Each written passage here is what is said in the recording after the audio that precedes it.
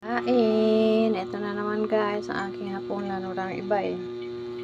Nagutom kasi ako ng kanin kaya yan na lang muna. Kain tayo.